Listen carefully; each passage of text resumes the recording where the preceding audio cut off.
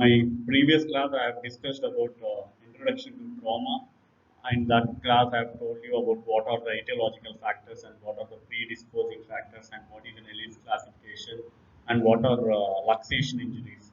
So a brief introduction about the uh, trauma I have given. In that Ellis classification, I have told you what are the different classes that are present in Ellis classification, and then management of class 1 and class 2 also I have finished. So, in this class about the Ellis classification, I'll be talking about the treatment modality of all the classes of Ellis classification. Okay, so the treatment modalities of Ellis classification. In the previous class, I've discussed about class 1 and class 2. Now, I'll be talking about from class 3 fractures. Okay, so Ellis class 3. So basically Ellis class 3 fracture, it involves enamel, dentin and pulp tissue. All the three tissues will be involved. So it is a fracture involving enamel, dentin and pulp tissue. Okay.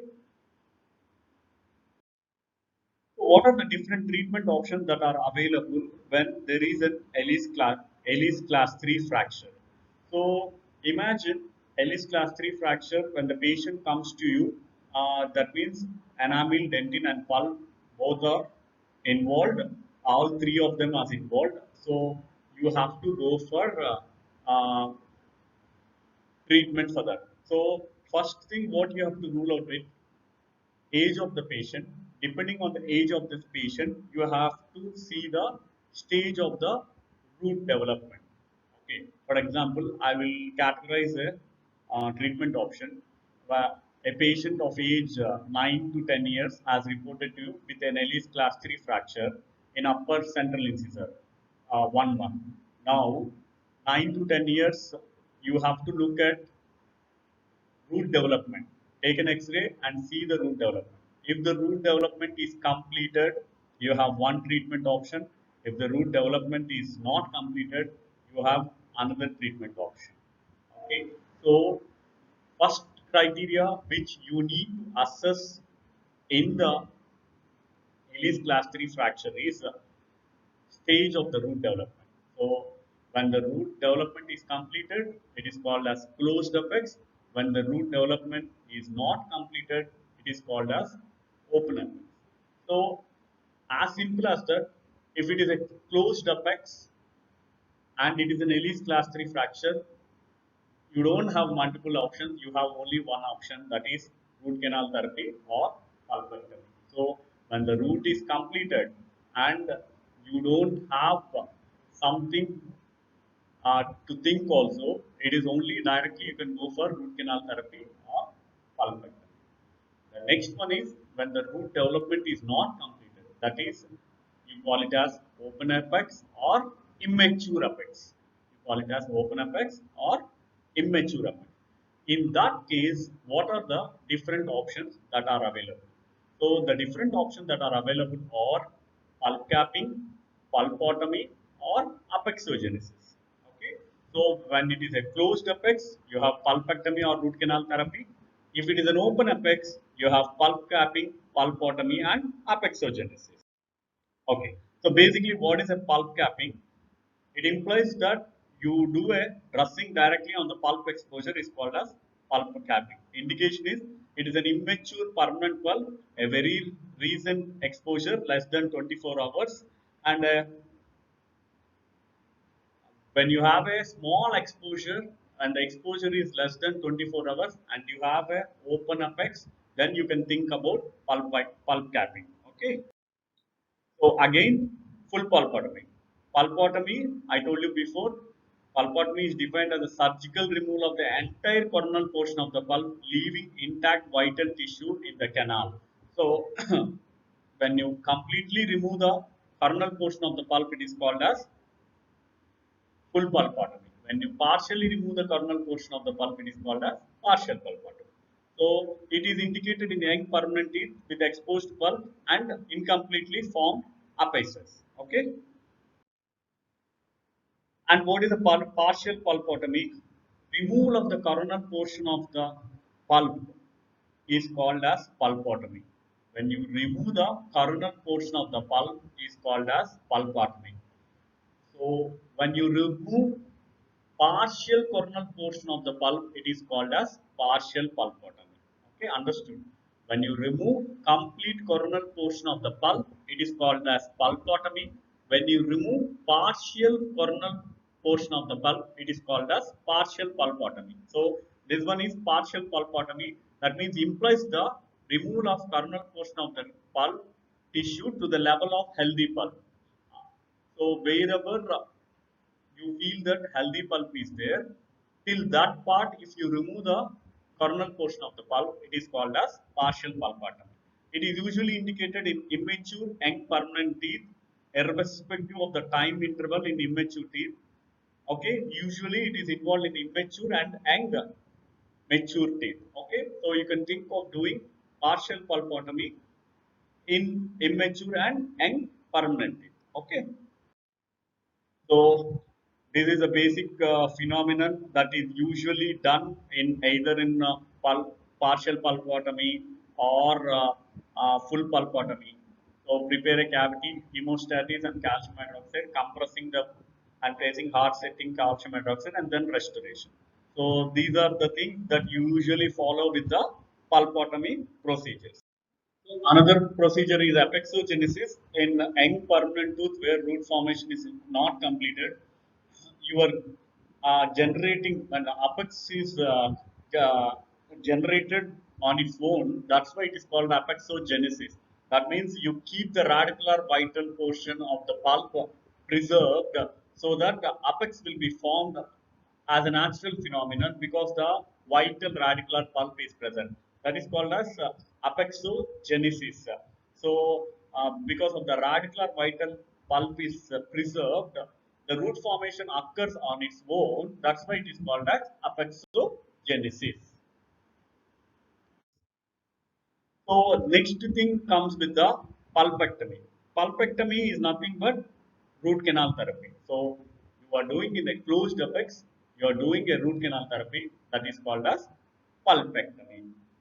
So open apex usually occurs in young immature permanent teeth, whereas closed apex are in relatively elder age. Okay, so when it is a closed apex, you have to do pulpectomy or root canal therapy. When it is an immature open apex, think of pulp capping or pulpotomy or apexogenesis. Three options are there. Okay, depending on the condition of the tooth and the time interval of the trauma, you can plan either a pulp capping or a pulpotomy and then apexogenesis. Okay, Ellis class 4 fracture. A trauma that causes non-vitality to the tooth is called as Ellis class 4 fracture. Trauma, tooth becomes non-vital. Patient doesn't have any symptoms, no painful symptom, discoloration of the tooth, and no response to pulp vitality test. There is no response to pulp vitality test. Okay. So again, you have a treatment options in this also, whether it is a closed apex or open apex. When it is a closed apex, root canal therapy is the treatment option, whereas when it is an open apex, apexification is the treatment option. So there is a difference between apexogenesis and apexification. Okay, remember, tooth has become a non-vital. That's why you are going for an apexification. Whereas tooth is vital. In the radicular portion, tooth is vital. That's why you are doing the apexogenesis in class 3 fractures. Whereas in class 4 fractures, you are doing a apexification. Okay. So open apex between class 3 and class 4 treatment option varies because in class 3 radicular portion of the pulp is not non-vital. It is not necrotized. That's why you are trying to regenerate the root. That's why it is called as apexogenesis with the normal phenomenon to maintain the preservability of the vitality of the radicular pulp so that the natural root formation will occur. That's why it is called as apexogenesis. Whereas in class 4 fractures, the apical portion of the root has become non-vital and become necrotized, where you cannot regenerate the root on its own. That's why you're fixing the apex with some sort of material. That's why it is called as apexification. Okay. So apexification is a method to induce development of the root apex of an immature pulpless tooth by formation of osteocementum or other bone-like tissue is called as apexification. So apexification is a method to induce development of the root apex of an immature pulpless tooth by formation of osteocementum or other bone-like tissue. So you are inducing the development of a root apex of an immature pulpless tooth by formation of a osteocementum or other bone-like tissue. So what are the objectives? Aim to induce either closure of the open apical third of the root canal or the formation of apical calcific barrier against which obturation can be achieved. So now you know that tooth has become non-vital and it has been necrotized. So it cannot generate on its own, but it is an open apex. You have to do an obturation. If you are doing an obturation, since it is an open apex, the obturating material will go beyond the apex. So now what you have to do is, so your aim is you have to close that apical portion of the root. So you are trying to keep a material so that that material forms a calcific barrier. A hardened tissue-like thing will be formed at the apical region on top, so that you can finish your obturation. So the objective of apexification is you need to close the apical third of the root canal by formation of an apical barrier, calcific barrier, against which obturation can be achieved. So you make an axis. So you look at the X-ray in this, where you can see the central incisors having a open apex and periapical radiolucency is there. So you do an axis, do a cleaning and shaping, and place a calcium hydroxide over a period of time, and then once the calcific barrier forms, you do a obturation and give a coronal C. So normally in apexification, you usually do calcium hydroxide, periodically changing the dressing, and over a period of time, around 8 weeks to 12 weeks, calcific barrier will be formed. And once the calcific barrier is formed, you can do an obturation. That is with the calcium hydroxide apexification. But recently, newer materials has come into action, so you can finish off the apexification in a single step, so that you need not wait for 8 to 10 weeks. So, of those materials, MTA plays a important role. So that is mineral trioxide aggregate. So MTA apexification. That is also called as single step apexification. You mix the MTA and place it at the apex and call the patient next day.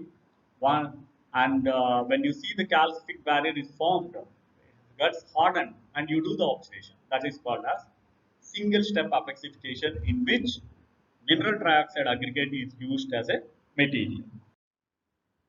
So that is about the class 4 fractures. That is about the class 4 fractures where tooth becomes non-vital due to the trauma, where you are managing the non-vital tooth with root canal therapy in case of closed apex, where you are doing apexification in case of open apex. Okay.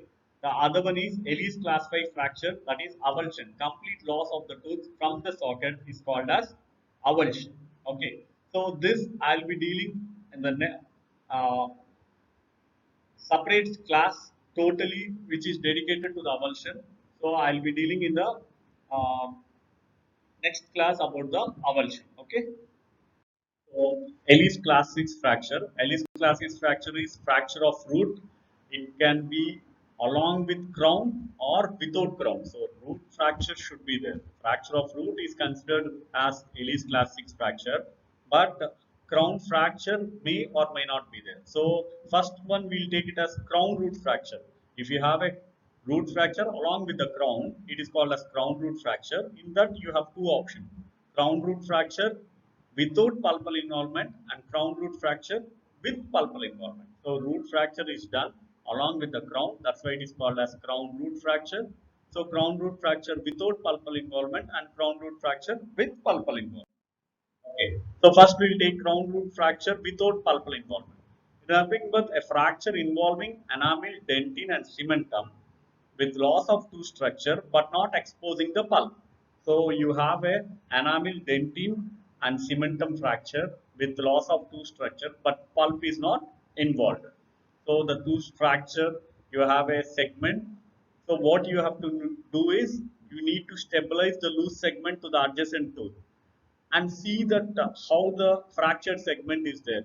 If you feel that it can be attached, means you need to think of reattachment of the fractured segment to the remaining two structure, and you feel that fractured segment cannot be reattached because of the direction or any other factors, then remove the fractured segment. Either you need to reattach it or you can remove the fractured segment and go with a definitive restoration.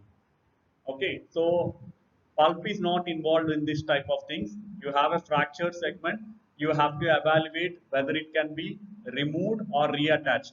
When the fractured segment is long enough and you feel that it cannot be stabilized, so remove the fractured segment and then go with a definitive restoration. Okay, since pulp involvement is not there, you need not go for a root canal therapy. But fracture segment is you cannot reattach it. You remove that and do a composite restoration, or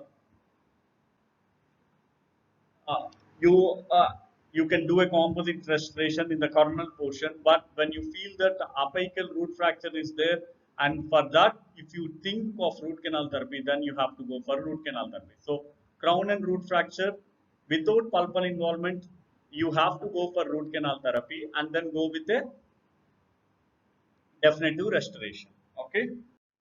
When you have a crown root fracture with pulpal involvement, there is a fracture involving enamel, dentin, and cementum with lot of tooth structure and exposing the pulp. So root canal therapy has to be done. So again, you think whether removal or reattachment of the fractured segment, depending on the fracture extent, and then uh, when you feel that it cannot be reattached, so remove that fractured segment, and when you have a only the root portion is left over, think of orthodontic extrusion of the apical segment and go for a definitive restoration. Go for a definitive restoration.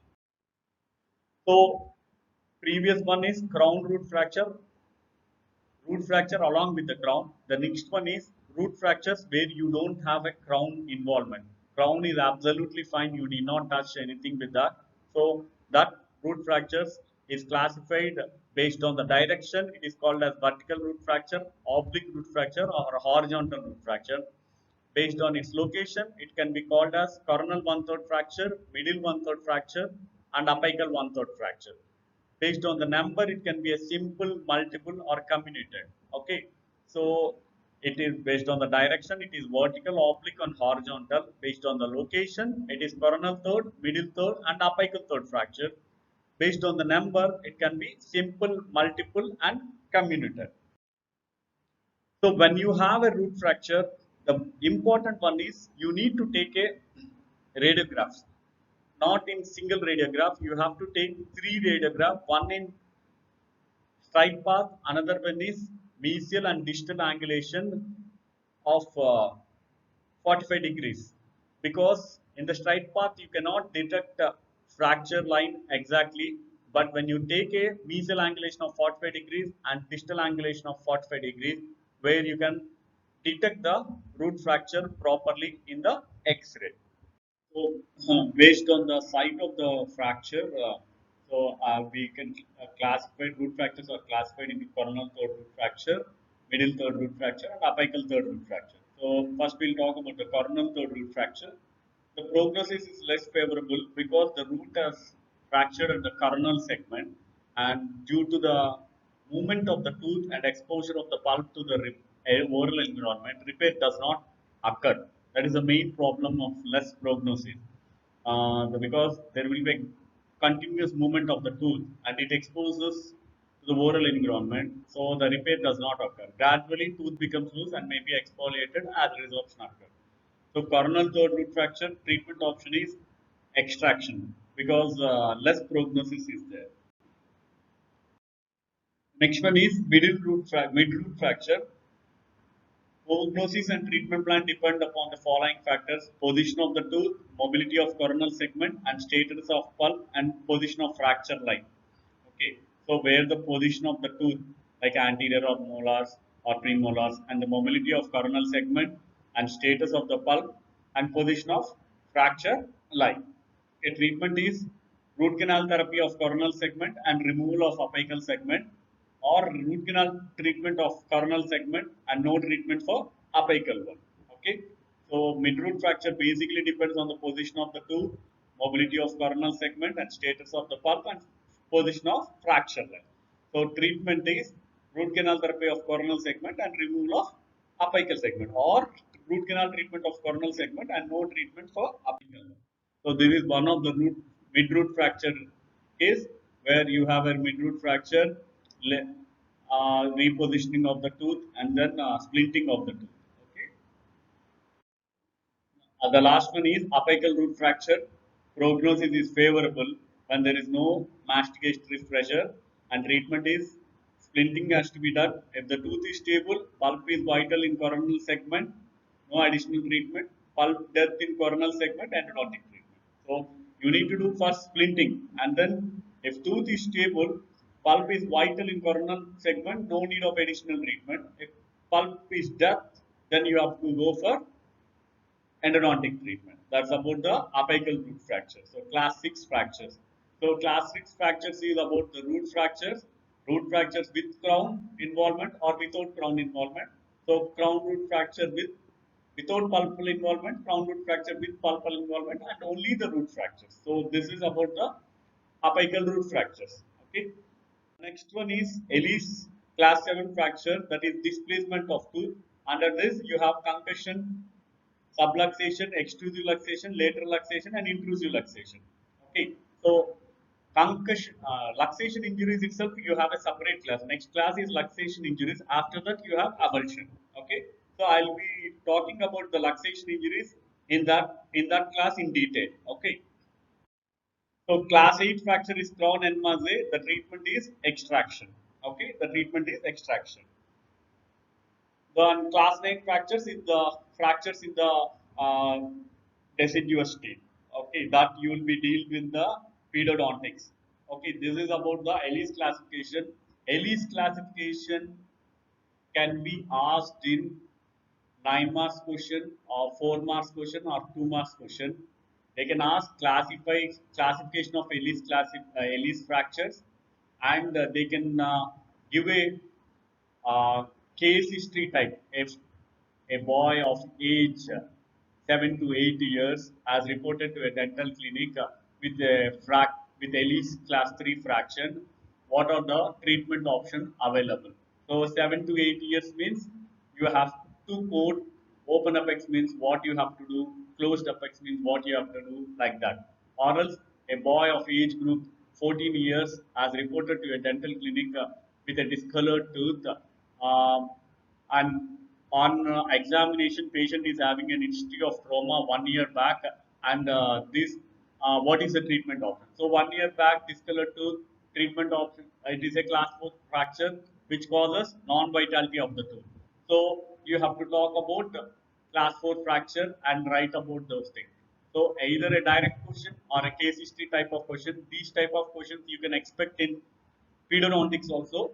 So read properly with class 3 fractures and class 4 fractures, because you have closed apex and open apex in this one. Okay, this is about the Ellis classification, and in next class I will be talking about luxation injuries.